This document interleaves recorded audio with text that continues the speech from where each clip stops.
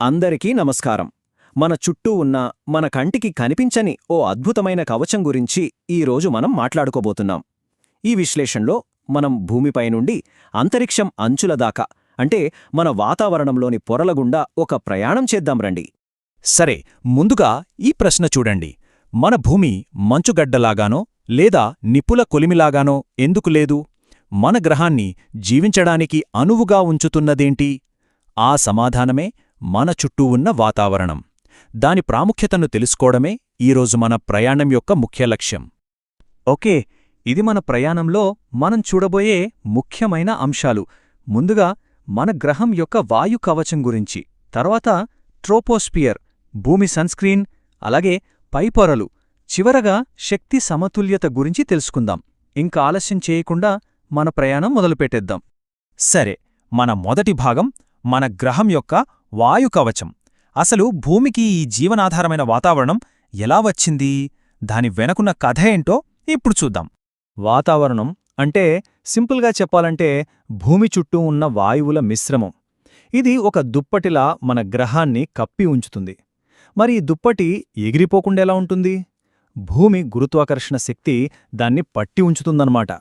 భూమి వాతావరణం కథ ఒక 3 దశల సినిమా లాంటిది. మొదటి దశలో భూమికి మొదట్లో హైడ్రోజన్, హీలియంతో కూడిన వాతావరణం ఉండేది. కాని సూర్యుడి నుంచి వచ్చే సౌరజ్వాలలు దాన్ని ఊడ్చేశాయి. ఇక రెండో దశలో అగ్నిపర్వతాలు బద్దలై బోలెడన్ని వాయువులను బయటికి విడుదల చేశాయి. అలా ఒక కొత్త వాతావరణం ఏర్పడింది. ఫైనల్గా మూడో దశలో భూమిపై పుట్టిన చిన్న చిన్న మొక్కలు, జీవులు ఫోటోసింథసిస్ ద్వారా ఆక్సిజన్ను విడుదల చేయడం మొదలుపెట్టాయి. అలా మనం ఈరోజు పీల్చే గాలి తయారైంది. భలే ఉంది కదా ఈ కథ? ఓకే, ఇక మన ప్రయాణంలో మొదటి పొరలోకి వెళ్దాం. అదే ట్రోపోస్పియర్, అంటే మనం నివసించే పొర. దీని గురించి కాస్త వివరంగా తెలుసుకుందాం. మనం పీల్చే గాలిలో ఏముంటుంది? చాలామంది ఆక్సిజన్ అనుకుంటారు. కాని చూడండి, ఆక్సిజన్ కేవలం 21%. మరి గాల్లో ఎక్కువగా ఏముంది? 78% నైట్రోజన్. అసలు ఈ నైట్రోజన్ ఏం చేస్తుంది? ఇది గాల్ని స్థిరంగా ఉంచడమే కాకుండా మొక్కల పెరుగుదలకు కూడా చాలా అవసరం. మిగిలిన 1%లోనే అన్ని ఇతర వాయువులు ఉంటాయి. మనం ఇప్పుడు మాట్లాడుకుంటున్న ఈ పొర ట్రోపోస్పియర్. గ్రీకులో ట్రోపోస్ అంటే మార్పు చెందడమని అర్థం. పేరుకు తగ్గట్టే మేఘాలు, వర్షాలు, తుఫాన్లు, ఇలా వాతావరణంలో జరిగే మార్పులన్నీ ఇక్కడే జరుగుతాయి. ఇంకో విషయమేంటంటే ఈ పొర ఎత్తు అన్ని చోట్ల ఒకేలా ఉండదు. ధృవాల దగ్గర 8 కిలోమీటర్లుంటే భూమధ్యరేఖ దగ్గర వేడికి గాలి వ్యాకోచించి ఏకంగా 18 కిలోమీటర్ల ఎత్తు వరకు ఉంటుంది. ఎప్పుడైనా హిల్ స్టేషన్కి వెళ్ళినప్పుడు పైకి వెళ్లే కొద్దీ చల్లగా అనిపిస్తోంది కదా? ఎందుకో తెలుసా? అదే ఈ స్టాండర్డ్ ల్యాబ్స్ రేట్. సింపుల్గా చెప్పాలంటే ట్రోపోస్ఫియర్లో మనం పైకి వెళ్లే ప్రతి కిలోమీటర్కు టెంపరేచర్ సుమారుగా 6.5 డిగ్రీల సెల్సియస్ పడిపోతోంది. ఇక్కడొక డౌట్ రావచ్చు. పైకి వెళ్తే సూర్యుడికి దగ్గరవుతాం కదా, మరి వేడిగా ఉండాలి కాని చల్లగా ఎందుకుంది? ఎందుకంటే మన వాతావరణం పైనుంచి కిందకు కాదు, కింద నుంచి పైకి వేడెక్కుతుంది. సూర్యకిరణాలు ముందు భూమిని వేడి చేస్తాయి. ఆ వేడితో భూమి దగ్గరున్న గాలి వేడెక్కి పైకి వెళ్తుంది. అందుకే పైకి వెళ్లే కొద్దీ చల్లగా ఉంటుంది. Simple logic. సరే, ట్రోపోస్పియర్ ప్రయాణం ముగిసింది. ఇప్పుడు పైకి వెళదాం. భూమికి ఉన్న సహజమైన సన్స్క్రీన్ గురించి తెలుసుకునే సమయం వచ్చేసింది. మనం ఇప్పుడు స్ట్రాటోస్పియర్లోకి అడుగుపెడుతున్నాం. ఇక్కడే ఒక ట్విస్ట్ ఉంది.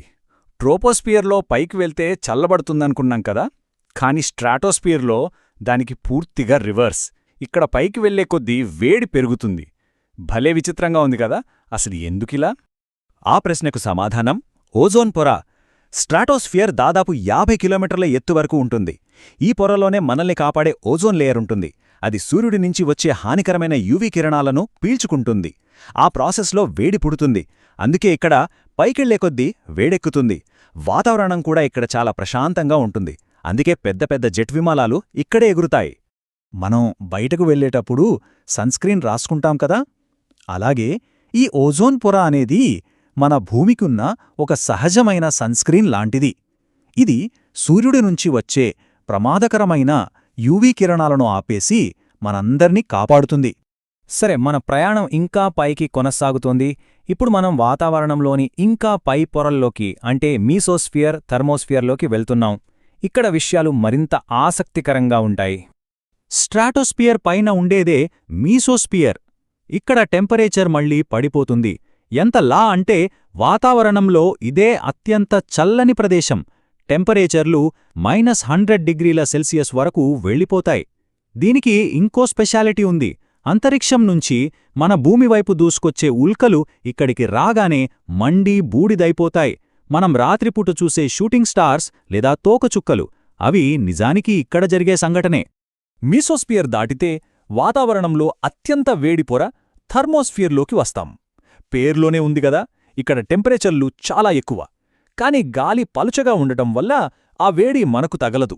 రేడియో సిగ్నల్స్ భూమికి తిరిగి రావడానికి ఈ పొరే కారణం. ఇంకా ధృవాల దగ్గర ఆకాశంలో కనిపించే అందమైన రంగుల లైట్లు అంటే అరోరాలు ఇక్కడే ఏర్పడతాయి. మన పైపైకి సాగిన ప్రయాణం దాదాపు ముగింపుకొచ్చింది. సముద్రమట్టం నుంచి సుమారు 100 కిలోమీటర్ల ఎత్తులో ఒక ఊహాజనిత రేఖ ఉంటుంది. దాన్నే కర్మన్ లైన్ అంటారు. సింపుల్గా చెప్పాలంటే భూమి వాతావరణం ఇక్కడ ముగిసి అంతరిక్షం మొదలవుతుంది అని చెప్పే ఒక అధికారిక సరిహద్దనమాట. సరే, మనం పొరలగుండా ప్రయాణం పూర్తి చేశాం. కాని కథ ఇంకా అయిపోలేదు. ఇప్పుడు ఈ పొరలన్నీ కలిసి ఒక పెద్ద సిస్టంలా ఎలా పనిచేస్తాయో చూద్దాం. అదే భూమి యొక్క గ్రేట్ ఎనర్జీ బ్యాలెన్స్. భూమి తన టెంపరేచర్ను ఎలా కంట్రోల్ చేసుకుంటోందో అర్థం చేసుకోవాలంటే మనం ఆల్బిడో గురించి తెలుసుకోవాలి. ఇదేం పెద్ద కష్టమైన పదం కాదు. సింపుల్గా ఒక వస్తువు మీద పడిన సూర్యకాంతిలో ఎంత వెనక్కి వెళ్ళిపోతోంది అని చెప్పేదే ఆల్బిడో. ఈ పట్టికను ఒకసారి గమనిస్తే తెల్లగా ఉండే మంచు తన మీద పడిన కాంతిలో ఏకంగా 80% వెనక్కి పంపించేస్తుంది. అందుకే దానికి ఆల్బిడో ఎక్కువ. అదే నల్లగా ఉండే సముద్రం కేవలం 8% వెనక్కి పంపి మిగతాదంతా పీల్చుకుంటుంది, అంటే వేడెక్కుతుంది. ఈ చిన్న తేడాలే భూమి ఉష్ణోగ్రతను ఎంతగానో ప్రభావితం చేస్తాయి. సో మొత్తం లెక్క ఎలా ఉంటుందంటే సూర్యుడి నుంచి 100 యూనిట్లు శక్తి వస్తే అందులో దాదాపు 35 యూనిట్లు మేఘాలు, మంచు లాంటి వాటి వల్ల నేరుగా అంతరిక్షంలోకి తిరిగి వెళ్ళిపోతాయి. ఒక 14 యూనిట్లను వాతావరణం పీల్చుకుంటుంది. మిగిలిన 51 యూనిట్లను భూమి గ్రహిస్తోంది. తర్వాత భూమి ఈ శక్తిని మెల్లగా విడుదల చేస్తూ టెంపరేచర్ని బ్యాలెన్స్ చేస్తోంది. ఇదంతా ఒక చాలా సున్నితమైన బ్యాలెన్స్ అన్నమాట. సరే, మన ఈ విశ్లేషణను ఈ ఒక్క ప్రశ్నతో ముగిద్దాం. 1000 ఏళ్లుగా మన గ్రహం ఈ ఎనర్జీ బడ్జెట్ను చాలా చక్కగా బ్యాలెన్స్ చేసుకుంటోంది. మరి మనం మన పనుల వల్ల ఈ త్రాసును ఒకవైపుకు మొగ్గేలా చేస్తే ఏం జరుగుతోంది? దీని పర్యావసనాలు ఎలా ఉండొచ్చు? ఒక్కసారి ఆలోచించండి.